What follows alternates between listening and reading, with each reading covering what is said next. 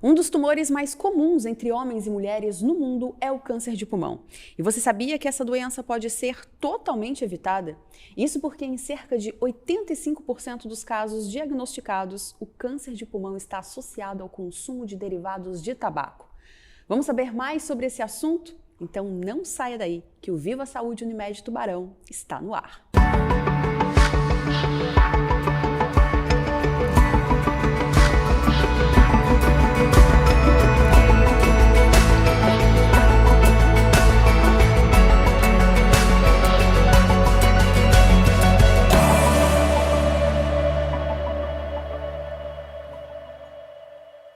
E em nome da Unicred e da Maria Rocha, eu recebo aqui hoje o cirurgião torácico, Dr. Marcelo Losso, e a gente vai falar sobre um assunto que está muito ligado a um hábito comum dos brasileiros, né, doutor? Exatamente. Que é fumar. Então a gente vai falar hoje sobre câncer de pulmão. É um hábito realmente dos brasileiros que vem diminuindo ou você acha que ao contrário disso vem aumentando e como é que está essa incidência hoje dessa doença? Então, primeiro eu gostaria de agradecer o convite, eu acho que é um prazer estar aqui falando de um assunto tão relevante, né, que é o câncer de pulmão. É a minha rotina do dia a dia, acaba, né, sendo uma rotina do cirurgião torácico, né, o paciente com neoplasia pulmonar. E nós, como médicos, temos essa responsabilidade, eu acho, de informar a população, tentar esclarecer, tirar dúvidas, porque a gente sabe que é uma doença com um grau de mortalidade muito alto, né? E então eu acho que é o mínimo que eu podia fazer, vir aqui esclarecer algumas dúvidas que muitas pessoas têm, né? Com relação ao hábito do tabagismo, a gente sabe que é uma coisa que diminui no nosso país, numa parcela não tão significativa. A gente percebe que países com IDH, né, com índice de desenvolvimento humano mais elevado, são países em que investem muito em prevenção, muito em campanhas, né, para combater o tabagismo, né, tanto que a gente tem isso no mundo todo. Na verdade, a gente tem um dia em especial, que é o dia 31 de maio, que é o Dia Mundial de Combate ao Tabagismo, né? E só para tu ter uma ideia, que a gente tem de estatísticas de pacientes e de pessoas que fumam, né?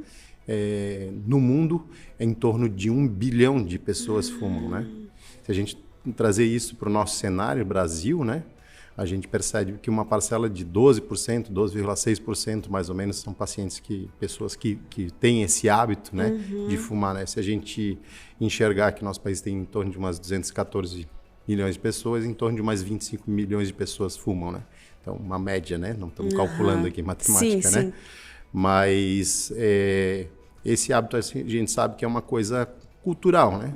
Muitas famílias, né, têm esse hábito, às vezes por influência já desde crianças, né? Então, o pai fumava, a mãe fumava, e são ambientes que são propícios, né? Eu recebo muitos pacientes no meu consultório, né? E falando para mim, doutor, eu sempre faz parte da minha, que a gente chama de anamnese, a história que o médico faz durante a consulta, e eles falam, doutor, eu comecei a fumar com 10 anos, porque meu pai mandava eu fumar, ou pedia para mim fumar, né? Então essa coisa é muito cultural, né? Então eu acho que é um problema que precisa sim ser combatido, está diminuindo numa parcela bem insignificante, mas vem diminuindo nos países, principalmente que vem com essa campanha e com essa orientação das pessoas para esse hábito que é tão ruim, né? Pois é, doutor, e qual que é a relação, né, do cigarro com o câncer de pulmão? Então, o câncer de pulmão é uma patologia que tem uma incidência muito alta, né? A gente sabe que o câncer de pulmão ele é o segundo mais comum câncer no mundo. Só perde para mama. Tanto em homens quanto mulheres? Só perde para mama. Isso numa visão mundial. Se a gente olhar isso dentro do nosso país, a gente percebe que ele é o terceiro mais comum entre os homens e o quarto mais comum para as mulheres, né? Então, o que a gente sabe muito bem definido é que ele é uma neoplasia, que ele é o tumor que mais mata. Dentro de todos os cânceres, ele é o que mais tem uma mortalidade mais alta. Então, isso é uma coisa que a gente precisa estar sempre de olhos abertos, né? Tem sempre relevar o que o paciente chega para a gente no consultório falando, né? Porque a maioria dos pacientes, Aline, eles chegam no meu consultório, normalmente eles vêm encaminhado de outras especialidades. Então, sim, esse papel do médico generalista, né, do médico de outras especialidades, né, é muito importante ele entender que, às vezes, o nódulo pulmonar, que é o primeiro achado, né, é uma coisa que precisa sim ser valorizada. E não achar que aquilo é uma cicatriz e que aquilo é só como se fosse um achado ali, que não tem nada e que pode continuar a vida desse paciente, né? Então, normalmente esses pacientes eles vêm encaminhados para a gente já com essa definição do colega. Então, por isso que eu falo que eu acho que esse trabalho de esclarecimento de mesmo, às vezes isso, de informação, às vezes até entre os médicos, às vezes a gente tem um pouco de resistência, achar que aquilo não é nada, mas nós que trabalhamos diariamente com isso, a gente percebe que a relevância desse achado, né? E doutor, e como que o cigarro ele está ligado a esse câncer de pulmão? O que fisicamente, se a gente for explicar assim, o que acontece com o nosso organismo que isso ocorre? O cigarro, né, Aline, ele tem uma queima, né, de um papel com tabaco dentro, né? A gente sabe que ali dentro tem mais de 4.700 substâncias, né, tóxicas dentro de um cigarro. A gente acha que não, que é só ali o fumo e não tem nada, né? Tem uma quantidade grande de nicotina, né? Existe um valor em torno de 1 miligrama, mais ou menos, que é a quantidade permitida dentro do nosso país. E que a queima, a combustão disso, né? A gente acaba inalando essas substâncias tóxicas que tem nessa queima. E dentro dessas substâncias tem muitas substâncias pré-cancerígenas, né? Ou seja, né, tem em torno de quase 70 substâncias que aumentam o risco de levar ao câncer de pulmão. Ou seja, essas substâncias elas alteram o DNA das células. Essa alteração do DNA das células, elas acabam fazendo com que haja uma proliferação descontrolada da celular. E isso é a definição de câncer. Isso ocorrendo dentro da mucosa do brônquio, né, da árvore brônquia, que seria o canal onde passa o ar e que define, né, o pulmão esquerdo e o direito, ele acaba surgindo o câncer dentro da via aérea do paciente, né? E é isso que define a neoplasia. E doutor, então o cigarro ele pode causar outros malefícios, não só no pulmão? Por toda essa mudança dessas células no corpo, né? O corpo inteiro, né? A gente sabe que o cigarro ele tem essa relação com o câncer de pulmão. Eu acho que é um dos cânceres que mais tem relação direta com o hábito de fumar. Sim. Né? Chega a 85%, tem literatura que fala até em 90% dos pacientes que são tabagistas, eles têm essa predisposição a ter o câncer de pulmão. Mas que tem doenças associadas, como doenças pulmonares, né? Doenças pulmonares obstrutivas crônicas, que a gente chama de DPLC, pacientes enfisematosos, né? Doenças de repetição, doenças vasculares, que é o mais comum, né? Pacientes que fazem infarto agudo do miocárdio, pacientes que fazem acidente vascular cerebral, que é que é dito como derrame, né? Cerebral. Então, ele está relacionado com vasculopatias, doenças vasculares, então ele tem uma influência grande em todo o organismo, né? Em outros tipos de câncer, câncer de boca, câncer de cabeça e pescoço, de estômago. Então, ele é um malefício, né? Infelizmente, é um hábito comum, que viciante, né? Que a gente sabe que é uma das drogas que mais vicia, né? As pessoas não interpretam o cigarro como uma droga, mas é uma droga, né? É uma doença crônica que o paciente tem dificuldade de largar. Por quê? Porque ele acaba liberando substâncias que dão prazer. E o próprio hábito de estar estressado, final do dia de trabalho, ele acaba tendo como um prazer passageiro o uso do cigarro. O que a gente vê é que o fumante, ele cria uma rotina, né? Que sim, eu almocei, então eu vou tomar um cafezinho, eu tenho que fumar. São hábitos. Então, eu cheguei em casa, eu tenho que acender um cigarro. Se naquele dia que não chegar em casa e não acender, então realmente ele cria uma rotina. Existem testes até, Aline, só para te complementar, que existem perguntas para ver o nível de dependência da nicotina, que uma das primeiras perguntas o que você faz quando acorda? Quando você acorda já acende um cigarro. E tem muitos pacientes que fazem isso. A primeira coisa que ele faz, ele acordou, ele já senta na cama e acende o cigarro. Nem pensou sobre nada, isso. Não pensa em nada do dia. Né? Ele pensou só no cigarro. Então o nível de dependência é muito alto. Não é como eu falei, uma doença crônica, ela não é uma doença fácil. Né? Tem pessoas e pacientes que chegam para mim e falam, doutor, já consegui parar de fumar sozinho. São muito poucos pacientes que conseguem fazer isso. Porque a dependência é muito alta. Sim. Né? O hábito, o estilo de vida, às vezes o meio em que convive, o meio social, às vezes são pessoas que fumam também. Então, essa influência também do ambiente né, de casa e mais alguém fumar, isso são coisas que influenciam, não tem como. E doutora, a gente está falando aqui sobre o cigarro, mas o câncer de pulmão, ele também está relacionado a outros elementos de tabagismo, por exemplo, se a gente for pensar naqueles cigarros eletrônicos, ou existe isso? É uma gama, não é só o cigarro mesmo, né? Aline, assim, o cigarro eletrônico, né, hoje chamado de vape, né, tão difundido entre os jovens, né, e encontra-se às vezes na frente de festas, vendendo, né, isso aumentou muito, né, o número de pessoas que estão utilizando esse tipo de hábito, né? Acham que é inofensivo, que não traz dano nenhum, que não é deletério à saúde, e eles estão muito enganados, né? As pessoas estão enganadas, né? Isso, o próprio Ministério da Saúde está tentando fazer campanha, acho que ano passado foi uma campanha tentando coibir, né, a importação desses cigarros, porque como é que funciona esse cigarro eletrônico, só para ter uma ideia, né? Ele é como se fosse uma cápsula que tem uma combustão dentro. Você coloca a quantidade que você quer de nicotina, porque eles vendem o produto dizendo que não tem nicotina. E como eu te falei, só para tu ter uma ideia, um cigarro normal de papel, ele tem um permitido dentro da comercialização dentro do nosso país é de 1 miligrama, né, de nicotina. 1 miligrama. E esses cigarros, eles variam de 57 miligramas por ml. Então você consegue colocar uma dose alta de nicotina ou botar sem nada.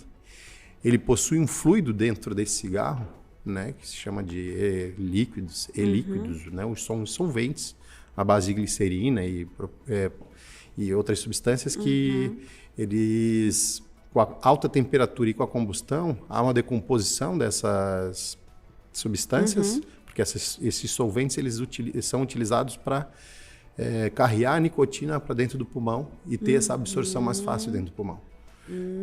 Então, essa alta temperatura e essa combustão, ela faz com que essas substâncias se degradem, né, e criem substâncias tóxicas, cancerígenas, óxido de propileno, que são substâncias altamente cancerígenas, que também trazem danos para o pulmão, né, injúrias pulmonares, né? Hoje existe até uma sigla que se chama EVALI, que é uma injúria pulmonar relacionada ao uso desse cigarro, né, eletrônico. Especificamente do cigarro eletrônico? Especificamente do cigarro eletrônico, né? São pacientes que fazem enfisemas, doenças intersticiais, e a gente vê imagens, né, de pacientes que fizeram uso crônico disso e tem uma destruição do parênquima pulmonar. No né? curto espaço de tempo, doutor? Isso, assim, tem uma questão que às vezes me perguntar, se eu fumar cigarro comum ou eventualmente o eletrônico, eu posso ter câncer? Mas eu fumei uma vez. Eu acho que isso, na verdade, claro que o efeito cumulativo, né, para o pulmão, porque eu sempre brinco que o pulmão é um órgão sentimental. Ele não regenera. A partir do momento que você tem uma destruição do parênquima pulmonar, da estrutura do pulmão, esse órgão ele não vai mais se regenerar. Ele vai ficar com uma sequela para o resto da vida. Então, são pacientes que têm enfisema pulmonar, são pacientes que possuem esse aprisionamento aéreo, ou seja, eles respiram e eles não conseguem expelir toda a quantidade de ar que eles inspiraram. Esses pacientes, eles são pacientes que no fim da vida, eles vão morrer com falta de ar. Eu participei de um grupo na minha formação de transplante pulmonar e a gente viu, a enfisema pulmonar é a principal causa de transplante pulmonar. São pacientes que são candidatos, elegíveis, que às vezes não conseguem chegar na fila. São pessoas que vivem, né, dependendo de O2, né? Ou seja, são pessoas que ficam em casa e cria-se mangueiras de 20, 30 metros para poder andar no pátio da casa. Nossa. Conectado ao oxigênio, porque não consegue mais viver sem o oxigênio.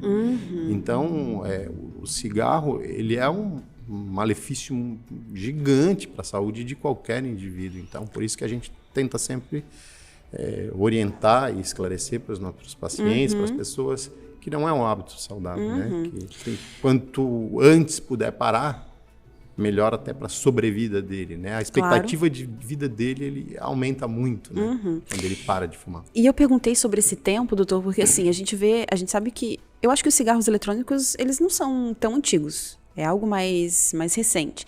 E a gente vê na mídia, assim, que, fumei um cigarro eletrônico, né, fazia o uso contínuo e tal, mas, assim, já tinha um avanço muito grande na questão de problema pulmonar. Então, parece que até era uma coisa mais potencializada, assim, de em menos tempo já conseguir fazer um efeito, um malefício, assim, um efeito negativo tão grande, né? E eu fiquei bem... não vou dizer apavorada, porque eu não fumo, mas assim, surpresa com esse dado de que não se regenera. Eu achei que 10 anos, parei de fumar há 10 anos, então estou limpa novamente. A partir do momento que tem a destruição do parênquima, não existe a regeneração. Diferente do fígado, que às vezes a pessoa é etilista, chega a uma certa fase, dependendo de como está o fígado da pessoa, ela para de ingerir a bebida alcoólica, ela acaba tendo uma regeneração do parênquima hepático, né? O pulmão não. Doutor, tem uma porcentagem de destruição desse pulmão que pode ser, tipo, a pessoa consegue ainda sobreviver ou não existe isso? 5%, 10% do pulmão já comprometido? Na verdade, assim, o grau de destruição, Aline, ele claro, ele está relacionado diretamente ao cigarro, né? Mas medicina a gente fala que não é uma ciência exata. Então, cada paciente responde de um jeito. Até quando os pacientes me perguntam, doutor, eu tenho câncer de pulmão, quanto tempo eu tenho de vida? A gente tem uma estimativa pela literatura. Claro que a gente trabalha em cima de dados literários e com evidências, né? Mas eu já tenho 20 anos de formado e já vi de tudo. Pacientes que a gente esperava ter um desfecho desfavorável em meses e duraram anos e o contrário. Mas a gente tem uma média. Né? Com relação à destruição do parênquima pulmonar, com certeza. Isso depende de cada indivíduo, né? Cada indivíduo vai ter essa destruição do parênquima, mas que a gente percebe isso 5, 10 anos, são pacientes que já começaram a ter alguma destruição do parênquima pulmonar, são pacientes que às vezes a gente vê já com enfisema, né? Enfisema bolhoso, com bolhas pulmonares, que às vezes tem complicações dessas bolhas, né? E essas doenças, como eu te falei, DPOC, que é o enfisema pulmonar, e o bronquite, né? Ela acaba sendo um fator predisponente à neoplasia de pulmão também, ao câncer de pulmão. Então, uma coisa é vai sequência da outra, né? Isso que eu ia perguntar, doutor. Qual é a diferença, né, de um efizema, então, ele não é um câncer, né? Eu queria que você explicasse. Existem alguns estágios para chegar no câncer? Na verdade, é como eu te falei. Você tem o hábito, vamos pensar dessa forma, né? Claro que não é só o cigarro que é o fator, né, principal ali. Ele é o fator principal, porque são os 85%, como a gente falou no início. Existem outros fatores genéticos que também influenciam, né, na predisposição até mesmo sem ser fumante. Sem fumante. Tanto que existe uma parcela de 10 a 15% de pacientes que podem ter câncer de pulmão e nunca fumaram. Genético. A genética influencia, sim. Né? Principalmente os pacientes que têm algum parente de primeiro grau, um pai, uma mãe que faleceu, esses pacientes eles chegam a aumentar em torno de 5 vezes a chance de ter câncer de pulmão. Então, são pessoas que têm que estar atentas a isso, né? Pô, meu pai faleceu de câncer de pulmão e eu fumo. Eu sou um candidato fortíssimo, né? Não quer dizer que vá ser 100%, mas tem que prevenir, tem que rastrear, que a gente fala, né? Tanto que existem métodos de rastreamento para as neoplasias pulmonares, né? A gente sabe que existem várias neoplasias que têm datas, né, idades que a gente tem que fazer exame, né, de próstata, neoplasia de cólon, tem que fazer uma colonoscopia anual, né, cada 10 anos e assim vai. O câncer de pulmão, O que a gente tem hoje de consenso para rastreamento, tem um trabalho recente, né, de 2021, ele mostrou que pacientes de 50 e 80 anos de idade, de 50 aos 80 anos, ele tem que fazer uma tomografia. O rastreamento seria uma prevenção. Exatamente. Seria essa tomografia inicial. 50, 80 anos, pô, já fumei, eu tenho que fazer uma tomografia. São pacientes que têm 20 anos maço, que a gente fala, ou seja... O que é 20 anos 20 maço? anos maços é uma equivalência de um paciente que fuma um maço dia durante 20 anos. Ah, se conta assim? Se conta dessa forma, né? Isso, existe uma classificação, uma graduação, se você sabe se isso é uma coisa leve, moderada ou um risco alto, né? Se é um tabagista pesado, que a gente chama, né? E pacientes que pararam de fumar há menos de 15 anos, né? Que sensação do tabagista menos de 15 anos, são pacientes que são elegíveis a fazer uma tomografia. Ele faz uma tomografia, ele avalia o parênquima pulmonar. Opa, encontrei um nódulo, que é o grande vilão. Porque o câncer de pulmão, Aline, ele não dá sintomas. O paciente ele tem uma lesão no pulmão e ele não sente nada. E eu canso de escutar isso dos pacientes, mas doutor, eu não tenho câncer, eu tenho um nódulo no seu pulmão, mas eu não sinto nada, eu não tenho nada, não é nada, doutor. E às vezes é uma neoplasia já crescendo e nascendo ali. Porque ele começa a ter sintomas, porque existem tumores de pulmão que eles são centrais, ou seja, eles são no meio do pulmão, né, mais próximos, que a gente chama de hilo pulmonar, que é onde a parte principal onde passa o ar. Tá. E esse paciente ele começa com falta de ar, começa a expectorar sangue, começa o que a gente chama de hemoptise, né? Ou aquela tosse que surgiu do nada. E que não passa. E não melhora. E fica ali... Aquele né? pigarrinho que fica... Isso. Diferente daquela pessoa, eu tive um quadro de uma infecção viral, né, de viária superior, tive ali aquela gripe, ou, né, hoje Covid, né, aquela tosse, e começa a tossir, passa 3 semanas ele tem uma melhora daquilo. Mas não é aquele paciente que ele fica com aquela tosse que é crônica, que a gente fala, persistente, aquela tosse que mudou, que era seca, que virou produtiva. Então são pacientes que a gente acaba tendo um cuidado mais especial. E existe o paciente que tem um tumor no pulmão, que ele está mais na periferia, ou seja, ele está mais próximo das costelas. A gente tem uma coisa que se chama pleura parietal, que é o que envolve a caixa torácica por dentro. Tá. E existe uma inervação. Então é aquele paciente que chega para mim se queixando de uma dor nas costas. Estou com uma dor do lado, doutor, estou com uma dor. Já fui em massagista, já fui em várias pessoas e não melhora. E aí a gente vai olhar, tomografa o paciente. Tem uma lesão está infiltrando e aquele desconforto que a pessoa achava que passava, estava em plastro de anti-inflamatório e fazia massagens e não melhorava, era um tumor que já tinha invasão. Então é só dessa maneira que as pessoas conseguem definir. Por isso é tão importante esse rastreamento. Com certeza. A partir do momento que você faz essa primeira tomografia, você começa a fazer um segmento, isso anual, uma tomografia de baixa radiação, ou seja, porque fazer uma tomografia com frequência também é deletério para o paciente, né? Isso são pacientes que podem ter futuramente neoplasias de tireoide e de outros órgãos, né? Então a gente acaba fazendo uma tomografia de baixa radiação, ou seja, né, diminui muito a quantidade de radiação que entra nesse paciente e a gente consegue definir e acompanhar esse nódulo, né? Doutor, existe a seguinte situação: a pessoa fumou durante muito tempo, ela parou de fumar, ficou muitos anos fumando e apresenta um câncer depois disso? Pode. Isso é frequente acontecer. Porque, como eu te falo, voltamos de novo.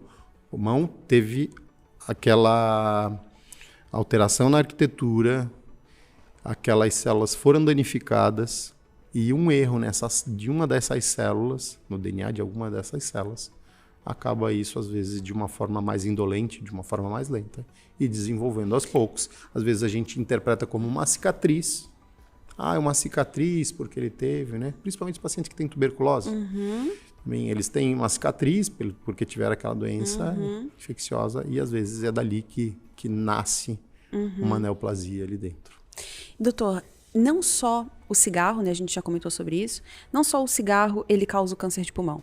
Mas existem até alguns trabalhos, né, pessoas que estão expostas a alguns componentes que podem desenvolver. Eu queria que você falasse um pouquinho mais sobre isso. Existem substâncias como asbesto, que é uma coisa comum, né, que é uma partícula que é principalmente nessas telhas de brasilite. Elas liberam essa substância que se chama asbesto. Existe uma doença chamada asbestose, que é uma alteração do parênquima pulmonar por exposição ao asbesto, e que ele é um grande causador tanto de câncer de pulmão, como uma outra neoplasia, que é da pleura, que se chama mesotelioma. Então, normalmente é um câncer que ele envolve a pleura. A gente tem duas pleuras, né? Vamos falar um pouco de anatomia do caixa torácica. A gente tem uma pleura visceral, que ela é grudada no pulmão, é aderida ao pulmão, que é como se fosse uma capa que envolve o pulmão. Tá. E a gente existe uma outra pleura que se chama pleura parietal, que envolve o gradil costal, ou seja, as costelas. As duas, elas têm um contato íntimo e existe uma produção diária. Toda pessoa tem uma produção diária de líquido e esse líquido ele serve para deslizar quando a gente inspira e quando a gente expira. Tá. E o asbesto ele acaba levando a neoplasia dessa pleura. E às vezes a gente tem que tirar toda essa pleura, às vezes a gente tem que tirar o pulmão inteiro e essa pleura, né? Então tem que fazer quimioterapia, radioterapia. Então, mas como que a pessoa inala? É inala? Isso, inalação mesmo, né? Mexendo nela? Ou só de estar... O pó por aspersão, essas pessoas elas trabalham, né? Fica essa partícula por aspersão, às vezes são pacientes que não têm... vamos falar das fábricas, das empresas onde trabalham. Não tem o EPI correto. Não tem o EPI correto, não tem a máscara, não usa. Às vezes a gente pergunta ao paciente, não, a empresa me fornece, mas eu não uso. Eu canso de ver isso. De doença pulmonar, né? Que são doenças ocupacionais que a gente fala. Isso. A gente tem aqui na região muito frequente, né? Que é a pneumoconiose, que é com exposição ao carvão. Então a gente tem muita paciente com pulmão doente, principalmente na região da ANREC, né? Na Murel também, mas a gente tem... Essa região ela é muito prevalente e incidente, na verdade, de pacientes que têm essa patologia por esse contato direto, né, nas minas de carvão e essas coisas. Né? Até esses pacientes, doutor, talvez esse rastreamento, né, deveria ser mais incisivo e talvez até antes, não sei, para conseguir prevenir, porque são pessoas Aline, com alto risco, né? Eu vivenciei, né, vamos trazer à tona isso, assim, eu vivenciei a pandemia, né? Participei da ajuda da população na pandemia do Covid, né? E eu vou te falar que o Covid ele teve um benefício. As pessoas se cuidarem mais? Se cuidarem mais. Então, vamos ter dois benefícios. Tá. Que as pessoas, quando elas tinham Covid, apesar de às vezes não ter indicação, mas a grande maioria fazia uma tomografia de tórax. E querendo ou não, foi um rastreamento forçado por uma patologia à parte, mas que aconteceu. E eu operei muitos pacientes com câncer de pulmão, muitos pacientes com tumores de mediastino, porque elas tinham a doença, não sabiam que tinham e fizeram uma tomografia pelo Covid. É meio antagônico dizer que isso foi uma coisa boa, a pandemia, não interprete dessa forma. Não, claro. Mas foi uma coincidência, porque as pessoas vinham com queixas respiratórias nos pronto atendimentos, nos hospitais, era feita a tomografia e você achava o que a gente chama de incidentaloma, um nódulo pulmonar que não sabia que existia, que estava perdido ali dentro, um tumor de mediastino que não sabia que estava perdido ali dentro e que só ia ter sintomas quando tivesse uma doença avançada. A gente tem esse problema, o cirurgião torácico, a especialidade, ele tem esse problema porque ele pega uma parcela muito pequena de pacientes que são elegíveis para tratamento cirúrgico e que tem ainda uma chance de cura. Porque a maioria dos pacientes que chegam para a gente, às vezes, são estágios avançados. A literatura fala de 10% a 15% dos pacientes que chegam ao cirurgião torácico, eles têm chance de fazer uma cirurgia e ter uma possibilidade de cura ou uma melhora da sobrevida em 5 anos. Doutor, então vamos falar um pouquinho sobre isso. O paciente, ele já está com o câncer de pulmão, né? A partir desse diagnóstico, como é que vocês trabalham? O que pode ser feito nesse caso? Então, assim, Aline, como eu te falei, os pacientes eles chegam para a gente, né? O cirurgião torácico, às vezes vem do oncologista, às vezes vem do pneumologista, às vezes vem do médico generalista, do médico clínico, ou seja, né, eles vêm encaminhados para a gente. A partir do momento que eu tenho essa lesão no parênquima pulmonar, essa lesão no pulmão, eu tenho que dar um diagnóstico, eu tenho que saber se é aquilo ali. Por mais que a gente tenha um olhar que já viu muitos casos, né? A gente já viu muitos pacientes, apesar de o aspecto da imagem seja muito sugestivo, Tem que do ter uma câncer. biópsia. Ele precisa de uma biópsia. E aí a gente vai definir, dependendo da localização, como eu te falei, as lesões mais centrais, a gente acaba fazendo um exame que se chama broncoscopia ou fibrobroncoscopia, que é uma endoscopia respiratória, né? As pessoas estão acostumadas, às vezes se assustam quando eu falo, mas as pessoas estão acostumadas a fazer endoscopia digestiva alta, né? Que é a endoscopia para ver o estômago, ou a colonoscopia, né? Que é a endoscopia digestiva baixa. Dentro da cirurgia torácica, né, e a pneumologia, existe a fibrobroncoscopia, que é uma endoscopia respiratória. A gente entra pelo nariz do paciente, a gente avalia toda a traqueia, toda a árvore brônquia, a gente avalia os 2 pulmões, todas as segmentações pulmonares. E se existe a lesão vegetante ali dentro ou infiltrativa, a gente biopsia. Quando a lesão é mais periférica, às vezes a gente usa biópsias guiadas por tomografia. São pacientes que entram na tomografia e fazem essa biópsia com agulha e dão um diagnóstico. A partir do diagnóstico, eu tenho que saber o que a gente chama de estadiamento. Eu tenho que saber como é que está o resto do corpo do paciente. Se tem doença à distância. Porque o câncer de pulmão, quando ele é uma lesão pequena, uma lesão mais localizada, se não for um tumor muito agressivo, a lesão fica localizada no pulmão. Mas dependendo da agressividade do tipo histológico, ou seja, do tipo do tumor, ele pode fazer doença à distância, né? Eventualmente ele faz doenças para as ínguas, né? Para os linfonodos no mediastino, que são uma mediastino, só para explicar, é uma região que a gente tem entre os 2 pulmões e o coração, né, que a gente chama de mediastino. Então, são ínguas que formam ali, linfonodos que ficam do lado da traqueia, então a gente tem que biopsiar esses linfonodos. E a gente tem que fazer um estadiamento sistêmico, ou seja, a gente tem que fazer uma ressonância magnética de crânio, para a gente avaliar se existe doença no sistema nervoso central, porque é um local comum de metástase, né?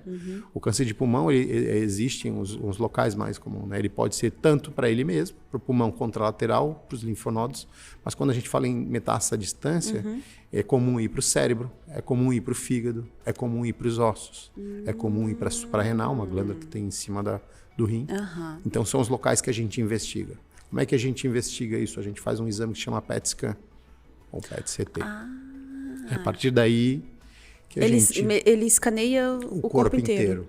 Né? Ele usa um radiofármaco, a base de flúor, e ele vai captar principalmente nas regiões onde tem um metabolismo acelerado da glicose, né? E ele vai impregnar ali e ele vai acender uma luz e vai mostrar pra gente, opa, tem a lesão lá no pulmão, mas tem uma lesão lá no fígado, tem uma lesão lá na suprarrenal. Então, eu sei, dependendo de onde está isso, eu consigo fazer o que a gente chama de estadiamento TNM, né? Que é o tamanho do tumor, os linfonodos e as metástases, e eu consigo colocar ele num estadio. E a partir daí eu defino, é um paciente elegível para cirurgia, ou é um paciente que vai ter que fazer um tratamento com oncologista, né? E com quimioterapias, radioterapias, terapias-alvos, imunoterapias, que são coisas novas, que vem melhorando bastante a sobrevida dos pacientes. Tá? Então, eu acho que é esse sempre o meu caminho, né? Eu pego a lesão e eu tento chegar e definir qual vai ser a trajetória dele. Se a gente vai operar e ele vai depois para o oncologista, ou se a gente vai caminhar direto para o oncologista para fazer o tratamento adjuvante. E quais são os pacientes que são aptos a uma cirurgia? A lesão muito pequena? Lesões pequenas, né? Existe que a gente chama assim, um divisor de águas dentro do estadiamento, que é o paciente que tem um linfonodo no mediastino que a gente chama de N2, né? Que é um linfonodo que está do lado da traqueia, que está embaixo da traqueia, né? Que são cadeias linfonodais que a gente tem que definir se tem doença. Se esses pacientes têm doença, eles são pacientes que eles não vão se beneficiar da cirurgia. Então, ele precisa ser uma lesão localizada, que não tenha doença sistêmica, nesses locais onde eu falei que eles vão à distância, e não tenha essas ínguas positivas também com doença. A partir do momento que eles não têm ínguas, não têm doença sistêmica, é um paciente que é um candidato à cirurgia. Por que é um candidato? Porque a cirurgia que a gente indica, né, na maioria das vezes, é uma lobectomia, dependendo da lesão, do tamanho da lesão, né? Saíram trabalhos recentes que falam que lesões até 2 centímetros a gente consegue fazer uma segmentectomia, a gente tira um pedaço pequeno do pulmão. E quando são lesões maiores, a gente tem que tirar um lobo inteiro, né? O pulmão direito tem 3 lobos e o esquerdo 2, e a gente tira um lobo inteiro. Às vezes a gente tem que tirar um pulmão inteiro. Então, para mim indicar essa cirurgia, eu tenho que saber primeiro se não tem doença, se ele tem um coração bom, se a parte cardiológica é boa, se ele tem o que a gente chama de uma boa função pulmonar. Isso com exames que a gente faz de espirometria, pletismografia, que são exames que a gente vê a função pulmonar do paciente. E isso define se esse paciente, né? Porque não é só eu vou levar e vou lá operar e vou tirar fora a doença, né? Pois é. Não, é uma doença muito complexa, né? Eu sempre comento isso com meus pacientes, eu preciso ter um bom pré-operatório. O que significa isso? Eu preciso saber se o paciente está bem clinicamente, se ele vai resistir à cirurgia, né? Não faz sentido eu levar para uma cirurgia um paciente que eu sei que vai ter um desfecho favorável. Sim. Então, eu tenho que analisar muito bem ele antes de levar para a cirurgia, para depois operar e ter o cuidado pós-operatório, né? E, doutor, nesses casos que eles são aptos para a operação, a recuperação tem uma grande chance de se curar? Tem chance, como eu te falei, ela varia do estadiamento final. Né, do estadio final. Ele tanto varia do estadio 1A, que a gente fala que são lesões de até 1 centímetro, que tem uma chance de 90%, 80% de cura, né, e uma sobrevida em 5 anos, e um paciente que tem um estadio 4, que já tem até às vezes menos de 1% de sobrevida em 5 anos. Então isso varia, né? Varia do tamanho da lesão, varia do estadiamento, do linfonodo no mediastino e varia da doença sistêmica. Então, isso é um passo a passo, Aline. A gente, o câncer de pulmão ele tem essa particularidade, né? Os pacientes às vezes chegam para mim e falam, doutor, eu queria que eu quero operar, eu quero tirar, e às vezes não é esse o caminho. A gente tem que fazer um estudo muito criterioso do paciente, para a gente ter um bom resultado, que eu acho que isso é o mais importante. E, doutor, para a gente finalizar, é um assunto muito delicado, né? Um assunto amplo, mas eu queria que você me dissesse, assim, porque eu acho que trabalhar com pacientes que têm a possibilidade de ter um câncer é uma parte delicada para o médico também, né? E assim, você como profissional, como é lidar com esses pacientes, sabendo que você às vezes tem que dar uma notícia dessa para eles, né? Isso é um desafio diário, sabe, Aline? Eu acho que, claro, a gente faz uma faculdade de medicina, 6 anos, você já começa a enxergar aonde que a gente está, em que meio que a gente está se inserindo, né? Qual é a profissão que eu estou me inserindo. E eu acho que fazer medicina e não gostar de pessoas, eu acho que é uma incoerência. Né? Eu acho que a gente tem que, primeiro de tudo, gostar das pessoas. Sim. Gostar do ser humano, gostar de fazer o bem para as pessoas. Ter empatia, né? Exato. Eu acho que isso é fundamental. Fazer medicina por fazer, eu acho que não faz sentido. Então, isso você já vai criando esse vínculo e esse amor pelos pacientes durante a tua formação. Um momento a gente tem que definir para que lado que a gente vai, que especialidade a gente vai. E, claro, cada pessoa tem uma empatia por uma área, né? Se afina com alguma coisa. E eu acho que eu sempre tive, né? Eu acho que esse privilégio, eu vejo que tem muitos alunos de medicina, né? Do qual eu faço parte aqui da universidade, que às vezes chegam no final da faculdade e não tem uma definição de que área que vai. E eu tive essa felicidade, digamos, e na terceira, quarta fase eu já sabia que eu queria cirurgia. Eu me apaixonei por cirurgia, eu disse, eu quero cirurgia, eu vou fazer cirurgia. E acabei fazendo cirurgia e procurei a cirurgia torácica, porque foi uma coisa que me chamou muita atenção, né? Eu acho que a própria anatomia do tórax era uma coisa que me deixou muito vislumbrado quando a gente via, né? E, consequentemente, a minha especialidade é uma especialidade que trabalha muito com pacientes oncológicos. Então, a gente, durante a nossa formação de cirurgia torácica, você vai aprendendo a lidar com essas pessoas, porque eu acho que a gente tem que sempre tentar se colocar na posição dos pacientes, dos familiares. Isso. Porque eles vivem uma mudança na vida a partir da notícia que eu dou naquele momento. Existe uma mudança radical na vida da pessoa. Então, acho que a gente acaba criando essa sensibilidade por presenciar inúmeras situações. Eu já vi de tudo, quer dizer, tudo não dá para dizer, mas já vi muita coisa. Então, eu acho que você acaba criando esse vínculo, esse respeito, esse amor e essa empatia com as pessoas e com as famílias, por você estar vendo a dor, o sofrimento dessas pessoas. E para a gente é muito difícil a gente saber que a pessoa está com câncer e às vezes ele não está entendendo e a gente está tentando explicar e ele não está querendo entender ou às vezes ele não quer entender uma realidade muito dura, né? E eu acho que é o tempo que vai te dando essa maturidade, né, para poder lidar com essas pessoas, com essas famílias. Porque eu acho que nesses casos também existe uma equipe multidisciplinar depois, né? Com psicólogos, eu acho que existe. Existe, com certeza, né?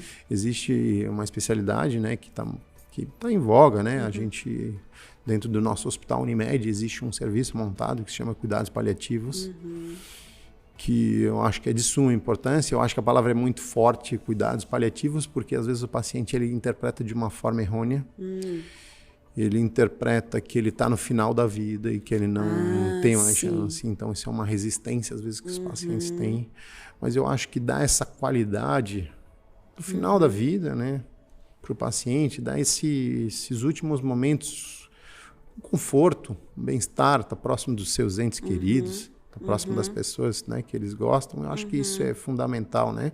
A gente não tentar forçar nada mais do que vai beneficiar esse paciente, né? Então, acho que trabalhar com esses doentes é difícil, sim, mas é um desafio diário e uma coisa que faz bem pra gente.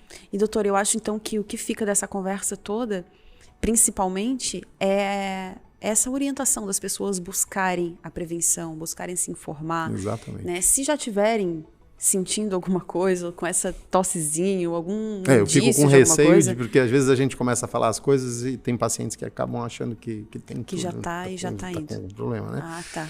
Mas eu acho que qualquer sintoma, qualquer coisa diferente, né? Não é o meu normal. A gente sabe, né?